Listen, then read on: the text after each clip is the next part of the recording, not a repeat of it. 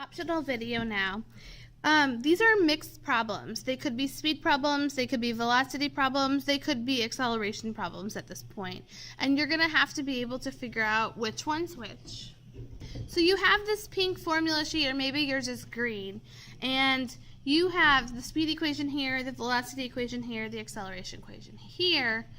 You can use this on the quiz, you just have to know which equation to use and when. So let's talk a moment about the difference. So speed and velocity are exactly the same, except for velocity includes direction. So in the problem, if they say you're traveling north, you would calculate your velocity and then have the word north there. Both of these equations have speed, the word speed or the word velocity in them. They both have time. The difference between these equations and the acceleration equations is this distance business. Anytime you see the word distance, or they give you a distance, they ask for distance, you're going to have to use these equations up here. If they talk about acceleration, they talk about speeding up, they talk about slowing down, that's when you're going to use this equation. Okay? And remember, this has two speeds, initial and final.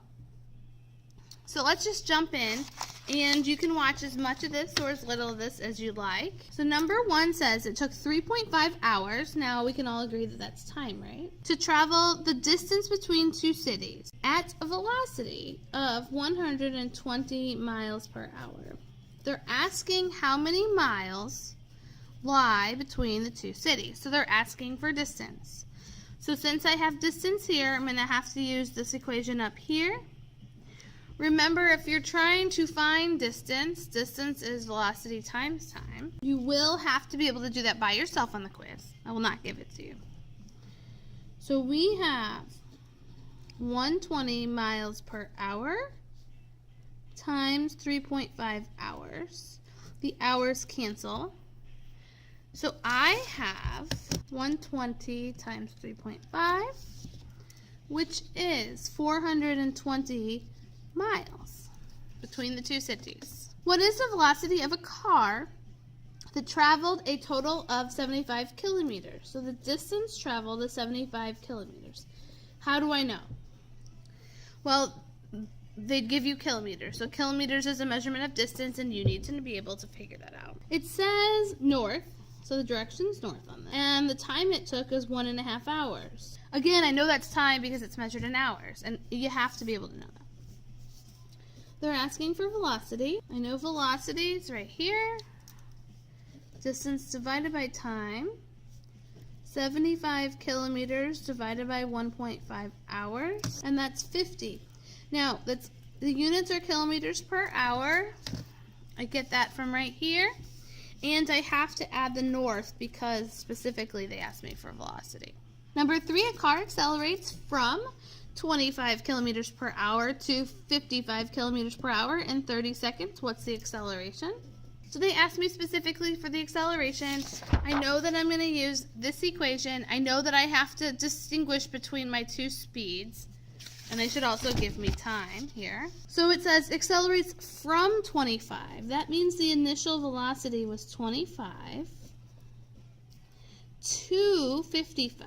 That means I ended up going 55 kilometers per hour at the end.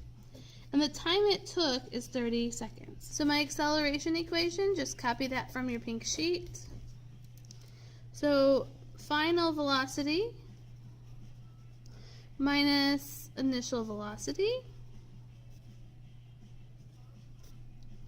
And that's all divided by 30 seconds. So I am going to have 55 minus 25, which is 30, divided by 30 seconds, which is 1. Now my units on this is kilometers per hour per second.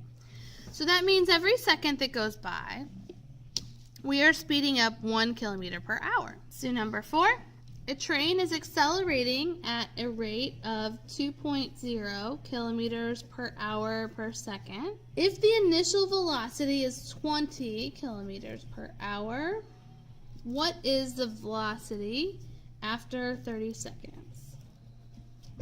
So we're looking for final velocity. Now, just like we did with the distance, if if we're looking for the thing on top, we're going to keep it on top, and that's going to equal these two multiplied together. Don't separate the VF and the VI. That will just screw you up.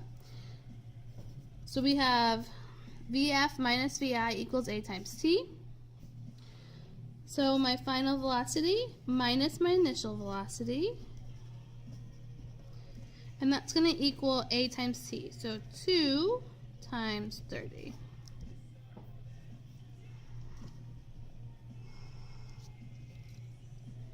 So VF minus 20 equals 60. I'm going to add 20 to both sides to get rid of that, so the VF can be by itself.